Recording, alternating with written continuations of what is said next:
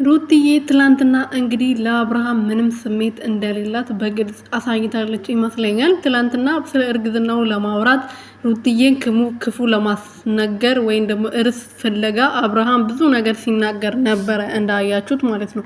ሩትዬ በእርግዝናው ጉዳይ ምንም የተናገረችው ነገር የለም። እርግዝና የሚባል ነገር የለም።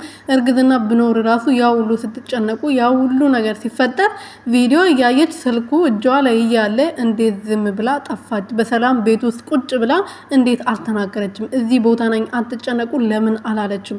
ስማችን ስጠፋ ለምን ዝም አለች? እኛ ስንከሰስ ኤፍሬም እና ዳኒ 2 ቀን ነው 3 ቀን እስር ቤት ሲያድሩ ለምን ዝም አለች? ትናንትና የትም ሳምንት ሙሉ 8 ቀን ሙሉ ቁጭ ብላ መጣ ከማንም አርግዛ መታ አርግጅ ያለው ስትል እንዴት ታምናለ በማለት ስትመልስለት ነበረ።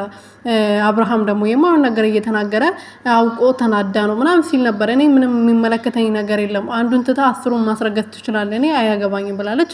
እሷ ለልጇ እውነተኛ እናት ለልጇ በጣም ጠንካራ እናት ነችና ልጇን ማሳደግ ትችላለች። ካንተ ምንም የምትፈልገው ነገር የለም። ምክንያቱም አንተ አባት መሆን አትችልም ለአባትም አልተፈጠርክም። እዚህና የዛ ሄዶ ማስረገጥ ማስወለድ ብቻ ነው ስራ። ሌላ ለልጅ ፍቅር እንዴት እንደምትሰጥ ለሚስት እንዴት ፍቅር እንደምትሰጥ ለልጅ ጥሩ አባት እንዴት መሆን እንደምትችል ሳታቅ ነው ዝም ብለህ ሄደክ ስሜትን እየተወጣክ እያስረገዝክ የምትመጣው ማለት ነው።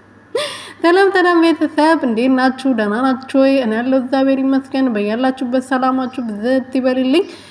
የኔ ውድና ወርቅ የሆናችሁ ቤተሰቦቼ እንግዲህ ዛሬ ደግሞ መጥቼላችኋለሁ። በጣም አዝኜባችኋለሁ። ስልኬ በቃ በጣም ከባድ ሁኔታ ውስጥ ገብቶብኝ ግዙልኝ ብዬ ከተናገርኩ ስንት ጊዜ ያው እስካሁን ድረስ ስልኬ ተገዝቶ አልመጣልኝም። ጠፍቼባችኋለሁ። በጣም ቆይቼ ነው ቪዲዮ እየለቀኩ ያለሁት።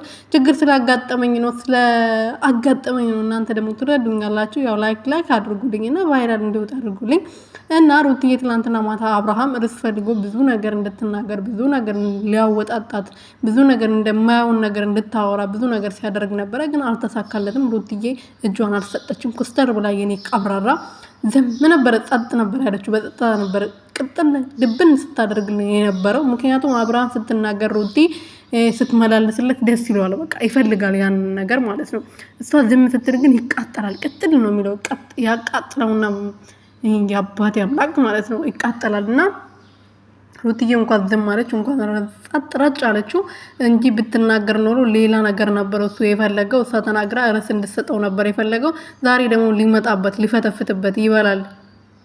የበላው ያስወጣውና የበላው ወደ ውስጥ አይርጋና ማለት ነው። ይሄ ርጋታ ምን ይመስላል?